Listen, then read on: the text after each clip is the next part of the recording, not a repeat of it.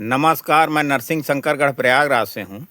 मैं आज आपको एक बात दिखाना चाहता हूँ कि हमारे बीच में एक किसान भाई साहब आए हैं, जो कि बहुत अनुभवी हैं और इन्होंने अभी जैविक खेती नहीं की है, इन्होंने रासायनिक खेती की है। तो रासायनिक खेती में कितनी लागत है, कितना क्या लगता है इनको, कितनी बचत होती है, क्या-क्या इनको परेशानियाँ झेलना पड़ता है, किस प्रकार से इनको खाद मिलती है, कितनी खाद लेने में परेशानी होती है, कितना दवा डालने में पैसा खर्च होता है। तो यही सब चीज़ इनसे आज हम जानकारी चाहेंगे। तो ये हमारे बीच में भाई साहब हैं, हम भाई साहब से चाहेंगे कि अपना पहले परिचय, नाम और पता बता दें, उसके बाद आप जानकारी दें कि आप कैसे खेती करते हैं। मेरा नाम गजराज सिंह है। मैं करिया खुद का रहने वाला हूँ, प्रयागराज शंकरगढ़। भैया आप जो खेती करते हैं तो उसमें जो है रासायनिक खेती कर रहे हैं अभी, जी। तो उसमें कितनी आपकी क्या लागत लगती है, कैसे क्या करते हैं,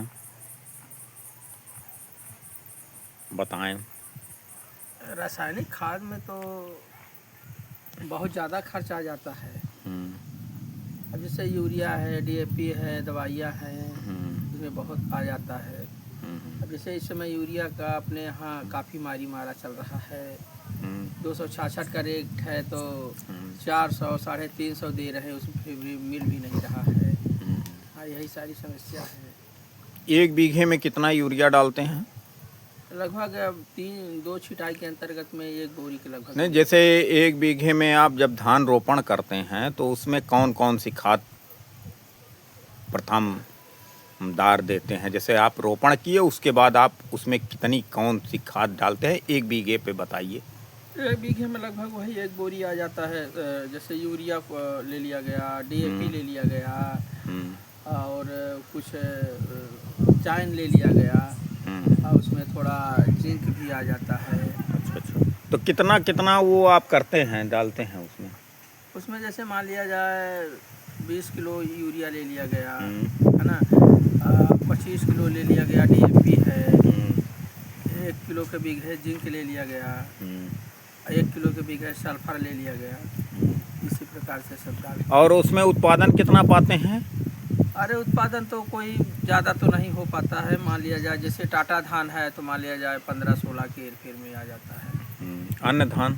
अन्य धान है जैसे सोनम है 11-10 नाट है, यही आ जाता है लगभग। अच्छा। और जैसे मान लीजिए अगर प्राकृतिक ने सही ढंग से बरसात ना की, सही ढंग से प्रकृति ने अगर नहीं साथ दिया तब तो फिर बहुत नामुमकिन हो जाता है। फिर मान लीजिए 7 कुंटल सोना आ जाता है, 14, 15, 12 कवेरी आ जाता है। तो ये आप देखे हैं कि खाद और जो देसी जैसे हम लोग खाद डालते हैं और दवाइयाँ डालते हैं और पानी देते हैं, अगर प्राकृतिक ने नहीं अगर साथ दिया तब पैदावार घट जाएगा। हाँ, घट जाएगा स्वाभाविक। तो इसका मतलब है कि प्रकृति भी हमारा जो है साथ देती है खेती किसानी में।